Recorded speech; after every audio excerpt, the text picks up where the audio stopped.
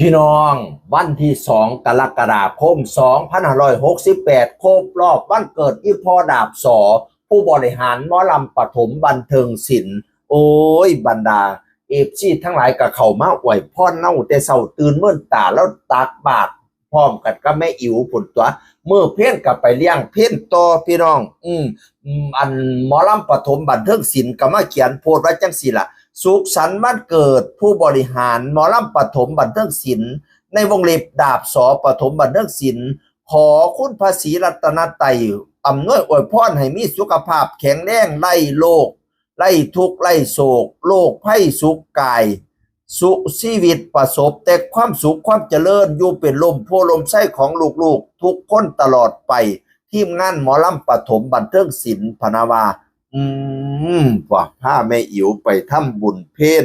วันนี้คุณพ่อคุณแม่ถวายเพลพระที่วัดบ้านผืออนุโมทนาสาธุบุญขอให้พ่อมีความสุขสุขภาพร่างกายแข็งแรงร่ำรวยเงินทองวันเกิดดาบสอ2 กรกฎาคมพี่น้องให้หุงเฮี้ยงเลี้ยงเหลี่ยมเด้อหมอลำปฐมบันเทิงศิลป์ไก่หุงเฮี้ยงเลี้ยงเหลี่ยมนี่เจ้าภาพเขามาหลายๆเด้อให้ได้เป็นหมอลำหมายเลขหนึ่งไปโดนๆพี่น้องเอ๋ยในฉายาตำแหน่งหมอลำหมายเลข1ปฐมบันเทิงศิลป์โดยการนำของไอ้พ่อดาบสอลูกชายของคุณแม่ปฐมพี่น้องครบรอบวันเกิดไก่หุงเฮี้ยงเลี้ยงเหลี่ยมให้เจริญให้เจ้าคำเจ้าคุณเพิ่มพูนไพศาลบริวารพร้อมคนน้อมนับถือเงินคำอย่าได้ขาดมือขาดถงขาดไทยในอยู่บ้านหลังไงป่าศาสตร์เงินป่าศาสตร์คำคอยขาแห่น้ำเป็นหมื่นเป็นแสน ใช้ข้อใช้แขนชุดศอกผู้ขาดสิบอกให้เจ้ามีอายุมานั่งสุขขังพลังเด้ออีพอเอ่ยสุขภาพร่างกายกะไข่แข็งแรง